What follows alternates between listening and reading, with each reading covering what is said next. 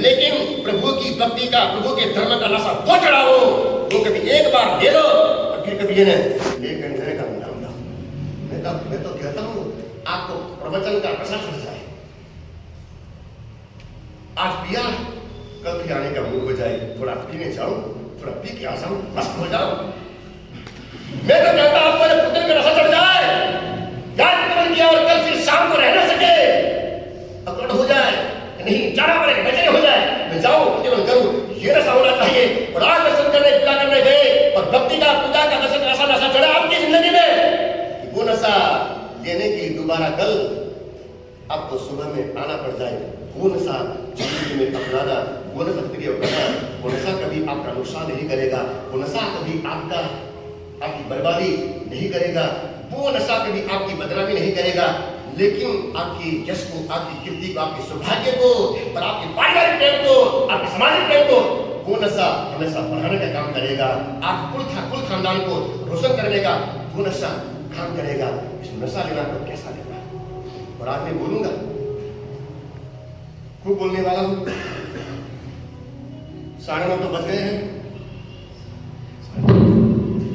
9:30 तो बज चुके हैं, लेकिन बोलूंगा और जम के बोलूंगा, कम नहीं बोलूंगा, ज्यादा ही बोलूंगा। गरीब देख लेकिन इसलिए भी बोल रहा था कि 9:30 बोले, क्या बोल रहे हैं। थोड़ा नहीं बोलूंगा, पूरा बोलूंगा, अधूरा नहीं बोलूंगा, टोटली सब कुछ बोलूंगा, चाहे वक्त लग जाए, थोड़ा समय लग जाए, लेकिन पूरा पूरा बोलूंगा, पूरा पूरा कहूंगा। और मैं ऐसे नहीं आया हूं, चंदू भाई, महेश भाई, राकेश भाई, अशोक भाई, मैं ऐसे नहीं आया हूं, आपके बुलाने से आया हूं। आपने बुलाया तब मैं आया हूं, और एक बार नहीं 10 बार बुलाया है, और इसलिए मैं आया हूं, और इसलिए बोलूंगा। आपने मैं बुलाया और एक बार नहीं 10 बार बुलाया, इसलिए मैं आया हूं। और है एक बार कहने की जरूरत नहीं पड़ेगी, मैं चला भी जाऊंगा यहां से। एक बार कहने की जरूरत नहीं पड़ेगी, आप जाओ, आप बोलोगे एक बार, उससे मैं यहां से रवाना हो जाऊंगा। लेकिन आपने बुलाया है तो मैं बोलूंगा, जरूर बोलूंगा, और पूरा पूरा बोलूंगा। बोलने का मेरा हक है। जब मेहमान घर में कोई आता है ना, तो मेहमान को बोलने की छूट होती है, मेहमान को बोलने की रजा होती है, इसलिए पूरा पूरा बोलूंगा, पूरा पूरा कहूंगा। मेरा आपसे इतना ही कहना है कि आप अपनी संपत्ति के पीछे में, उसको बढ़ाने में, उसकी रक्षा में जितना योगदान दे रहे हो, जितना पीछे मेहनत कर रहे हो, जितना उसमें लग रहे हो, उससे ज्यादा आपकी जो निजी संपत्ति है, घर की संपत्ति है, उसके पीछे में लगाने की जरूरत है। आप लोग क्या करते हो, बाहर की संपत्ति को अर्जित करने के लिए पूरा पसीना उतारते हो, पूरा खट्टे पूरी मेहनत करते हो, दिन रात करते हो, लेकिन घर में आपकी जो औलाद है वो आपकी असली संपत्ति है। घर में जो आपके बेटे हैं, आपकी संपत्ति है, वो आपकी असली संपत्ति है। बाहर के पैसे और संपत्ति वो लक्ष्मी, वो असली संपत्ति नहीं है, लेकिन आपकी असली लक्ष्मी आपके घर की लक्ष्मी है। उस लक्ष्मी के पीछे में इस लक्ष्मी को नाराज मत करो। वो जो लक्ष्मी है वो असली लक्ष्मी नहीं है। वो लक्ष्मी कभी भी आपकी उठ जाएगी, आज है कल चली जाएगी, लेकिन ये घर की लक्ष्मी है, ताउम्र जिंदगी भर आपके साथ में रहने वाली है। इसलिए घर की संपत्ति को संभालिए, घर की लक्ष्मी को संभालिए, घर की पूंजी को संभालिए, जो आपके औलाद है असली संपत्ति है, उस संपत्ति को संभालने की जरूरत है। लेकिन आदमी क्या करता है, बाहर की लक्ष्मी को संभालने की कोशिश करता है, उसको बढ़ाने की कोशिश करता है, लेकिन घर की लक्ष्मी का ध्यान नहीं रखता है, उसको दुखी करता है, उसको जलील करता है, उसको अपमानित करता है, उसको लज्जित करता है।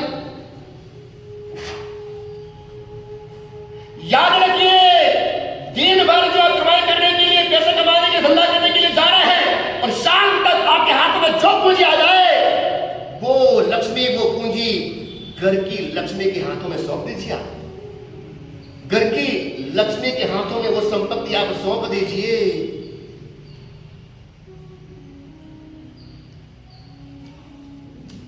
लेकिन सौंपते नहीं है। अगर उस लक्ष्मी के हाथों में लक्ष्मी सौंप दी गई, वो लक्ष्मी को संभालेगी, वो लक्ष्मी को सुरक्षित रख लेगी, वो लक्ष्मी को व्यवस्थित रख देगी। कभी संकट में, मुसीबत में, किसी वजह में, किसी बहुत बड़े प्रॉब्लम में वो आपकी लक्ष्मी संभाली हुई, लक्ष्मी के द्वारा संभाली हुई लक्ष्मी आपके काम लग जाएगी। लेकिन व्यक्ति क्या करता है, बाहर में कमाता है, शाम को क्या करता है, मजदूरी करता है, मेहनत का पसीना उतारता है, लेकिन शाम होने से पहले पैसे लेकर के जाता है, अड्डे पर पी करके आता है, और घर में आने के बाद में उस ग्रह लक्ष्मी के सामने गाली गलौज करता है, उसके साथ दुर्व्यवहार करता है, उसके साथ मारपीट करता है, उसको अपमानित करता है। याद रखिए, अगर बाहर की धन की लक्ष्मी का दुरुपयोग किया, वो लक्ष्मी आपके हाथों में टिकेगी नहीं, घर से रवाना हो जाएगी। और अगर घर की लक्ष्मी को नाराज किया, वह भी रवाना हो जाएगी। वो जो संपत्ति की लक्ष्मी है वो पिछली बार दरवाजे से रवाना हो जाएगी, और जो घर की लक्ष्मी है वो आगे वाले आपके देखते हुए आगे दरवाजे से आपकी लक्ष्मी भी रवाना हो जाएगी। आज तक व्यक्ति ने व्यसन से, शराब से क्या पाया? कौन सी जिंदगी पाई है? कौन सा नाम बढ़ा दिया है? कौन से खानदान को रोशन कर दिया है? कौन सा बहुत बड़ा काम कर लिया है? और कौन सा किला जीत लिया, कौन सी दिल्ली जीत ली है? कुछ नहीं कर पाया हो।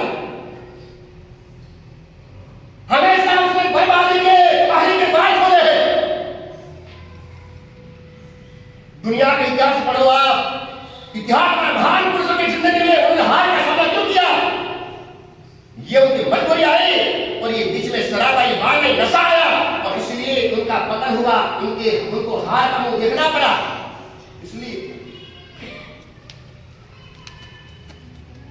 आपसे निवेदन करना चाहूंगा, आपसे कहना चाहूंगा, ये सरकारें भी इस मामले में कुछ नहीं कर सकती, क्योंकि सरकार का विषय नहीं।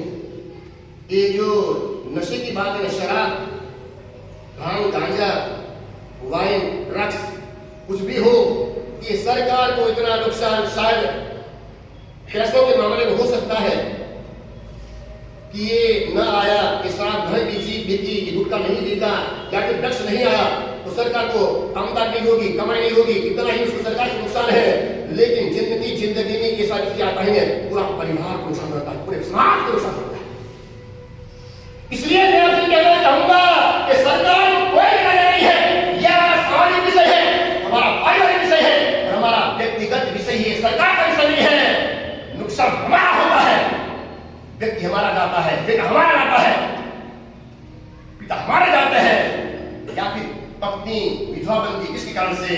क्योंकि ये चीज आने से, ये प्रेशर आने से नुकसान हमारा होता है। इसलिए सरकार की समस्या भी है, और सरकार एक तरफ कहती है नशा बंद करवाओ, ये बंद कराओ, गुटखा बंद करवाओ, तंबाकू बंद करवाओ, शराब बंद करवाओ, और ऐसे कई राज्य हैं जहां पर आज भी नशाबंदी है, शराब की बंदी है। आगे वाला दरवाजा से बंद है, पीछे वाला दरवाजा चलती है। आगे वाला दरवाजा उनके लिए बंद है, लेकिन पीछे वाला दरवाजे से बहुत सारी चीजें अंदर में घुसपैठ करती है, उनकी जिंदगी में आती है, वो आ जाती है। इसलिए मैं तो कहना चाहूंगा, ये सरकार की प्रॉब्लम नहीं है, लेकिन ये नशा, और ये शराब, ये सिगरेट, ये तंबाकू, ये गुटखा, ड्रग्स, जुआ, ये क्या है? हमारी खुद की स्वयं की प्रॉब्लम है, हमारी समस्या है। इससे क्या होता है? नैतिक पतन होता है। और फिर भी देखो आप, सरकार एक तरफ कहती है इसकी पाबंदी लगाओ, गुटखा नहीं बिकना चाहिए। कर्नाटक में गुटखा बंद है, चलो मरने की छूट नहीं, मरो, खाओ, मजे से खाओ, जल्दी मरो। ये जगह खाली बहुत जनसंख्या बढ़ गई है, थोड़ी खाली करो। गुजराती बोलते हैं, क्या बोलते, गुजराती बोलते हैं कि झाड़ गए फौरन रहेंगे। एक पेड़ होता है, पेड़ कोई मरता है तो बोलते क्या है, झाड़ गए फौरन नहीं, मतलब क्या? ये पेड़ गया और सुगंध रह गई। लेकिन मैं आपसे कहूंगा, झाड़ गए में जगह था, झाड़ गए, पेड़ गया, जगह हो गई, के लिए जगह हो गई, बराबर, कोई फर्क नहीं पड़ेगा। ऐसा अगर जिएगा तभी कोई बनेगा, ऐसा अगर जिएगा तभी मातम बचाएगा, अगर जिएगा करे तूफान करेगा, बस्ती करेगा, नहीं करेगा, और हर किसी को इन्हें पुरस्कार का बहाना मिलेगा, हर किसी को इन्हें ये है करने का बहाना मिलेगा। अगर वो गया तो मैं कहूँ, मैं आपको भेजना नहीं चाहता हूं, लेकिन इस तरह से वो अगर व्यक्ति शराब वाली नशे वाली जिंदगी जी रहा है, बदतर जिंदगी जी रहा है, तो उसका जीना क्या है? सरकार चाहे कहे कि पाबंदी लगाओ, शराब नहीं बिकनी चाहिए, गुटखा नहीं बिकना चाहिए, भाई सरकार क्या करती है? फाइन छोड़ने, भाई दुकान खोलने के लिए क्या करती है? लाइसेंस देती है। एक तरफ चिल्लाते हैं कि ये नशा बंद कीजिए, शराब बंद कीजिए, गुटखा बंद कीजिए, और दूसरी तरफ में शराब की दुकान खोलने के लिए सरकार लाइसेंस देती है। ये सरकार की दो बड़ी नीति है। दोनों तरफ में आवाज जाती है, पैसे भी मिले और हमको नाम भी मिले। सरकार के ये दो बड़ी नीति है। मैं तो आपसे कहूंगा, मैं सबसे कहूंगा, ये विषय सरकार का नहीं है, लेकिन हमारा व्यक्तिगत विषय है कि हम इस विषय को लेके न ले। हमारा पारिवारिक विषय है, हमारा सामाजिक विषय है और हमारा धार्मिक विषय है। इसे अपनाना कि नहीं अपनाना सरकार कोई ताल्लुक नहीं है। नुकसान होगा तो हमारा होगा। जान जाएगी तो हमारे घर के व्यक्ति की जान जाएगी। बेटा मरेगा तो मां बिलखेगी, पिता छाती पीटेगा और पत्नी विवाह हो जाएगी। इसलिए व्यक्तिगत समस्या हमारी है, नुकसान हमारा। नुकसान सरकार का नहीं, अगर बेटा जिंदा रहा तो कमाएगा, मां खुश रखेगा, प्रबंध करेगा, उससे बनाएगा और बेटों को प्रसन्न रखेगा, बेटियों को स्वर्ग के शेर करवाएगा। लेकिन अगर पिता चला गया तो क्या होगा? इसलिए कहता हूं कि हमारी समस्या है, व्यक्तिगत समस्या है, पारिवारिक समस्या। नशा करना कि न करना, यह हमारी स्वयं की पारिवारिक समस्या है। मैं तो आपसे कहना चाहूंगा,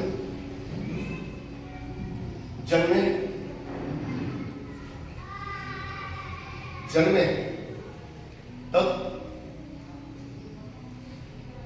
शरीर का जितना वजन होता है, जन्मे तब शरीर का जितना वजन होता है, उतना वजन मर जाने के बाद में शायद वो जो शरीर जलता है या जलती है और उसके बाद में जो राख बचती है, शायद बालक में जब जन्मा उस समय बालक का जितना वजन था उससे भी कम वजन उससे राख का होता है। इसलिए मैं तो कहता हूं कि जितना वजन आप लेकर के आए उस राख उस वजन का बचाइए, उस वजन को आप बचाइए।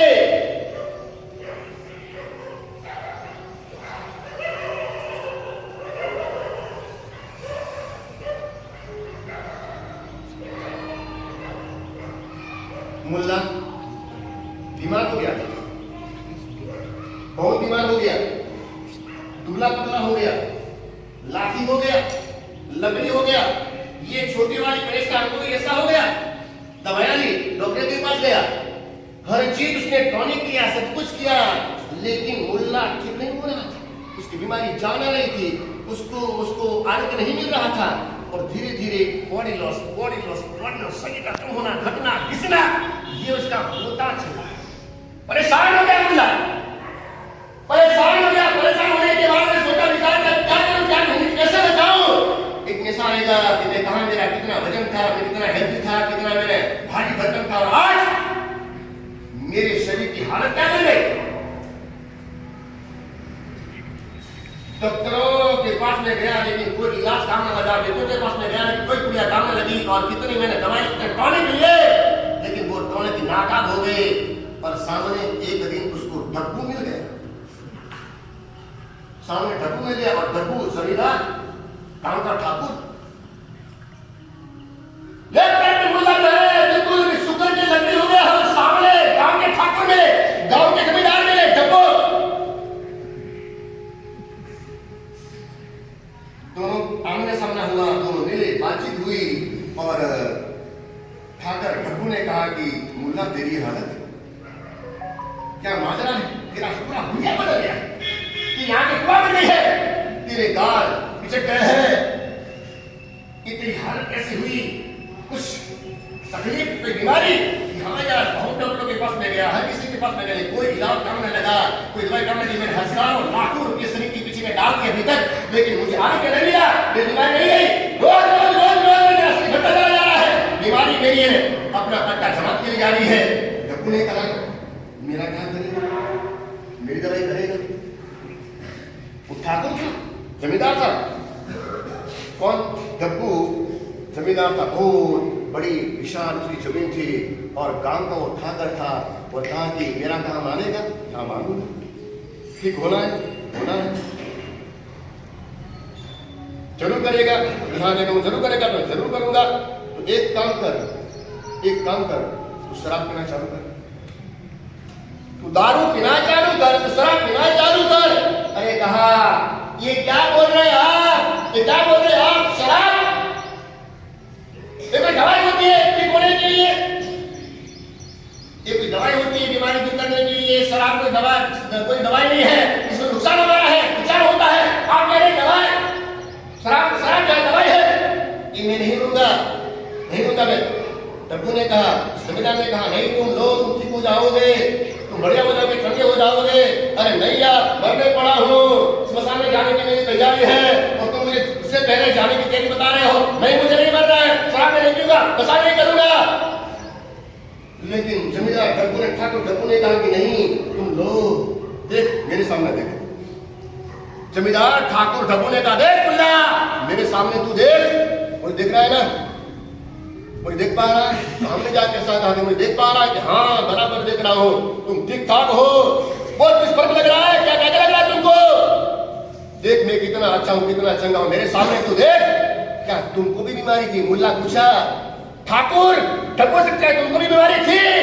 अरे मेरे कोई बीमारी नहीं थी, मेरी कोई बीमारी नहीं थी, लेकिन देख मैंने पिया ना, मैंने नशा किया ना, चला गया। अरे क्या चला गया तुम्हारा? देख मेरी जमींदारी थी, मेरी जमीन चली गई, मैं ठाकुर था, मेरी ठकुराई चली गई। अरे मेरी ठकुराई चली गई, मेरी जमींदारी चली गई।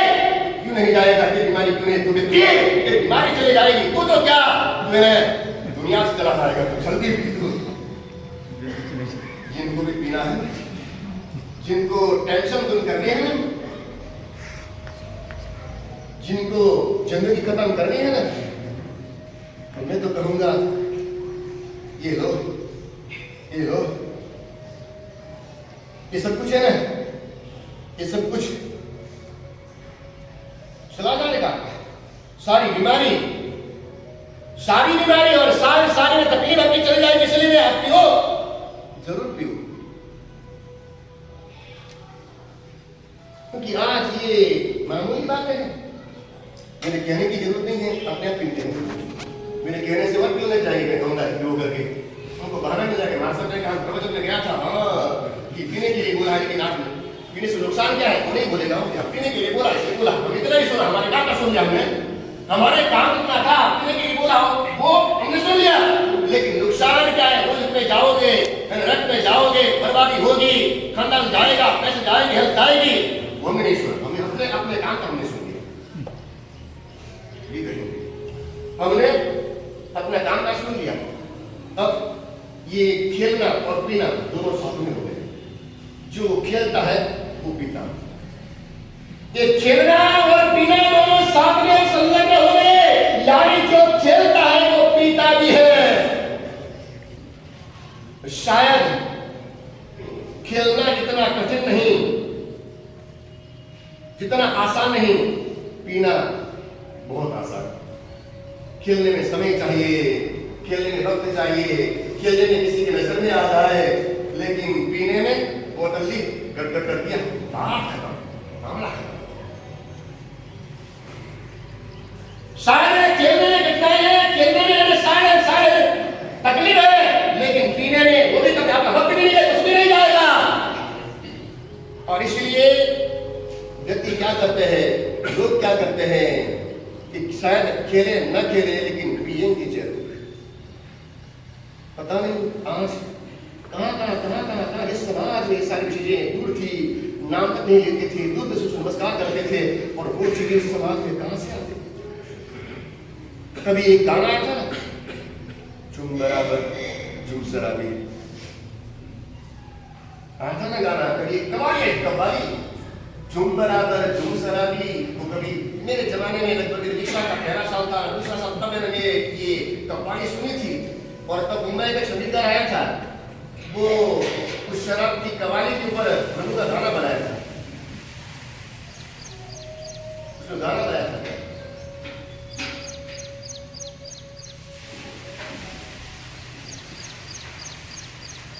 उस जमाने में मैंने कहीं ऐसी बारात निकली थी, और ये बारात की बात तो बहुत पुरानी, थोड़े 2-5 साल की बात है। उसमें मैंने बारात देखी थी, बारात गुजर रही थी, और एक नहीं दो दूल्हे उस बारात के सामने साथ में चल रहे थे। दोनों घोड़े पे सवार थे, और घोड़े पे दोनों सवार है, और वो भी, और बैंड वाला जोर जोर से साउंड फुल करके गा रहा था, जैसे यहाँ पे बैंड है ना, फुल साउंड एकदम जोरदार चारों तरफ सुनाई दे। और वो गा रहा था झुम बराबर झुम जरा भी झुम बराबर, ऐसा गा रहा था। और वो दूल्हे दोनों जो गधे घोड़े पे सवार है ऐसे झूम रहे थे, और सामने 10-20 ऐसे उनके यार दोस्त वो फ्रेंड, वो भी क्या कर रहे थे, घोड़ों के आगे बैंड के आगे ऐसे तो धुत होकर के नाच रहे थे, गधों की तरह लात मार रहे थे। कोई इधर लात मारा है, कोई इधर लात मारा है। मैंने कहा इनको हुआ क्या है, इनको हुआ क्या है। ये हालात है, ये हालात बने। अब किसी को कोई कुछ नहीं कह सकता है, न तो बाप बेटे को कह सकता है, न बेटा बाप को कह सकता है। हालत ये है। कभी ऐसा जमाना था कि शादी को करके मिल करके मार करके फुटकार करके धमका करके बाप जो है बेटे को कह सकता था, लेकिन आज जो है बाप की हिम्मत नहीं है। कारण क्या है, बाप भी उस चीज में, उसके नशे में रक्त लिखता है, उसमें घुसा हुआ है। तो बेटा तो क्यों नहीं, न बेटा कह सके न बाप कह सके। ऐसी हालत कभी कभी हमारे पास है। ऐसे बाप बेटों को लेकर जाते हैं और कहते हैं कि महाराज उसको समझाओ ना, मेरा बेटा है, सुनता नहीं है, सिगरेट पीता है, गुटखा खाता है, बाप के समय को पाला हुआ है, इतनी बतानी कर रहे, चेहरे पे देखो दांत कितने खराब हो गए, वो कितने काले हो गए। और देखना जो सिगरेट पिएंगे उनके होठ काले हो जाएंगे, जो सिगरेट पिएंगे उनके आंखों के नीचे काले धब्बे हो जाएंगे। क्यों मालूम है, पता है? सिगरेट पीने वाले के होठ काले, सिगरेट पीने वाले के आंखों के नीचे का जो भाग है ना, ये वाला हिस्सा कैसा काला। क्यों आपको मालूम है माजिया, आपको मालूम है? रसोड़ा देखा आपने, रसोड़ा चौका देखा है, चूल्हा देखा है? चूल्हा जहां पर होता है वहां पर ऊपर नीचे में क्या होता है, काला होता है। बस इसीलिए सिगरेट पीता है सब काला हो जाता है, इनका वोट काले हो जाते हैं। जहां पर चूल्हा जलता है वहां पर आसमान में काला हो जाता है, और जहां पर धुआं हो जाता है वहां पर क्या होता है, वहां पर भी काला हो जाता है। इसलिए सिगरेट पीने वाले की निशानी क्या है, उसके होठ काले और उसके आंखों के नीचे वाला हिस्सा कैसा काला, खुद भी काला। वो क्या, वो खुद भी काला, वो खुद भी काला हो जाता है। याद रखिए, याद रखिए, अकबर बादशाह जिस समय राज्य पे आए उससे पहले लखनऊ के वाजिद अली शाह वो शासक थे। वाजिद अली शाह जिसका नाम था, इस जमाने में मुगलों का साम्राज्य भारतवर्ष के ऊपर चला हुआ था, लगा हुआ था। वो यहाँ पर अंग्रेजों के जाने के बाद कुछ सालों के लिए उन्होंने शासन किया। वो बाहर से आए, इधर से आए, और आने के बाद उन्होंने क्या किया है, वर्चस्व जमाया, अपना शासन स्थापित किया, सिंहासन किया, और यहाँ पर अपनी आड़ चलाई, अपना ऑर्डर चलाया। और लखनऊ के वाजिद अली शाह, उनको किसी ने जाकर के बता दिया, कहते तुम्हारे रानीवास में कोई अपशुकन वाली तुम्हारी रानी है, और जब तक तुम्हारे अपशुकन वाली अपलक्षणी ऐसी रानी रहेगी, ये बेगम रहेगी, वहां तक तुम्हारा भला नहीं होगा, तुम्हारा अच्छा नहीं होगा। तो उसके तो कितनी 150 बेगम थी, कितनी 150, उस बादशाह ने कहा कि कितनी 150 बेगम थी। और 150 बेगम होने की वजह से अब कौन कैसे कैसे पहचाने, कैसे पता करे, कैसे मालूम करे कि कौन किस अपलक्षण वाली है। कैसे पहचानेंगे, और वो अपलक्षण वाली कैसे मालूम पड़ेगा।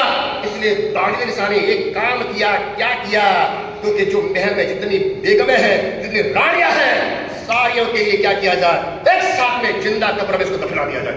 और वाजिद अली शाह ने क्या किया, एक साथ में 150 बेगमों के लिए कब्र बनाया, उस महल में वहां पर कब्र बना दी। ये शराब जो बेगम, उसकी पत्नी उसके अर्धांगिनी एक तो नहीं लेकिन एक साथ में 150 देखा मैं उसने चिंता जी कब्र में उसको सुला दिया, मुहर देकर उतार दिया।